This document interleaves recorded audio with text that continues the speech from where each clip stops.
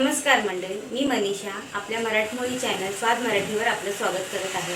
हा माझा पहिलाच व्हिडिओ आहे या चॅनलवरचा आणि मी अपेक्षा करते की तुम्ही आम्हाला भरपूर सपोर्ट कराल या चॅनलवर आणि तुमचं प्रेमही भरपूर द्याल मला। तर सुरू करत आहोत आपण आपल्या रेसिपीला। पहिल्या मी आज बनवणार आहे आपल्या घरचं काढलेल्या साई, दुधापासून काढलेल्या साईचं तूप।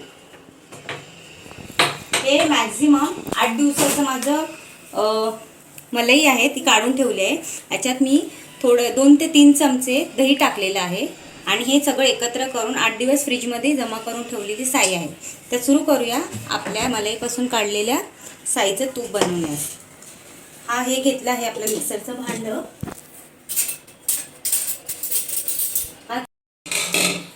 ही मलाई काढणार आहोत। ही मॅक्झिमम 8 दिवसाची मलाई आहे, छान जमा झालेली आहे आपली मलाई, बघून घ्या मंडळी।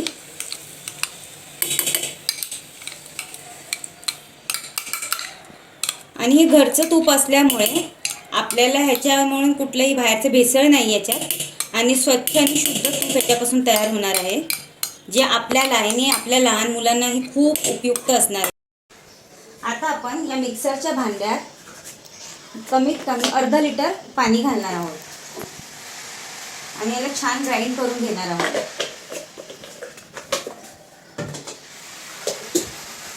ह्याची कन्सिस्टन्सी अशी असावी, ना जाड ना पातळ। चला आपण पुढे ह्याची सुरुवात करूया। आपण हे तूप बनवण्यासाठी हे भांडं ठेवलेलं आहे गॅसवर। आपण आता गॅस ऑन करूया।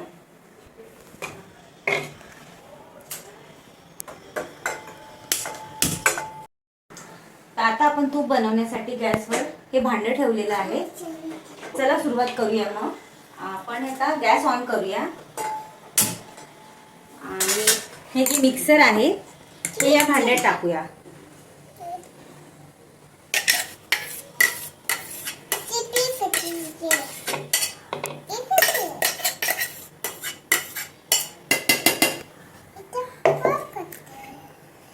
आणि हे छान पडू देऊया गॅसवर।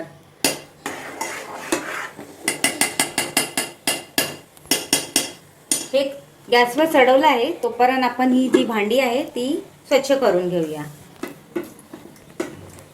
10 ते 15 मिनिटं फास्ट गॅसवर आपण हळूहळू कडवत राहूया याला। बघा मंडळी, या तुपाला मी 15 मिनिटं शिजत ठेवलं होतं फास्ट गॅसवर आणि आता ह्याला स्लो गॅसवर 5 मिनिटं झालेत आणि ह्याच्यापासून आता तूप यायला वर सुरुवात झालेली आहे। हे तूप अत्यंत पौष्टिक आहे कारण हे गाईच्या दुधापासून बनवलेलं आहे। हे लहान मुलांसाठी तर अमृत म्हणू शकता तुम्ही। ह्याला डाळ भातासोबत खा किंवा इवन तुम्ही ह्याच्यासोबत पुरणपोळीसोबत तर खूपच उत्तम लागतं हे तूप। तुम्ही जेवणात हे तूप खूप चांगल्या पद्धतीने वापरू शकता। थोडा वेळ ह्याला शिजू देऊया, त्याच्यानंतर आपण ह्याला गाळून काढूया। आता ह्या तुपाला 20 मिनिटं आपण छान उकळी घेतलेली आहे। आता आपण गॅस बंद करूया आणि ह्याला छान थंड होऊ देऊया आणि त्याच्यानंतर मग ह्याला गाळूया। तर आता आपलं हे शुद्ध गाईचं तूप बनवून तयार झालेलं आहे। तुम्ही ही रेसिपी नक्की ट्राय करा आणि मला कमेंट करून कळवा की तुम्हाला ही रेसिपी कशी वाटली। आणि माझ्या चॅनलला लाईक, शेअर आणि सबस्क्राईब करायला विसरू नका आणि बेल आयकॉन दाबायला तर अजिबात विसरू नका। तर चला मंडळी, आता मी ही रेसिपी इथे थांबवते। भेटूया पुढच्या रेसिपी।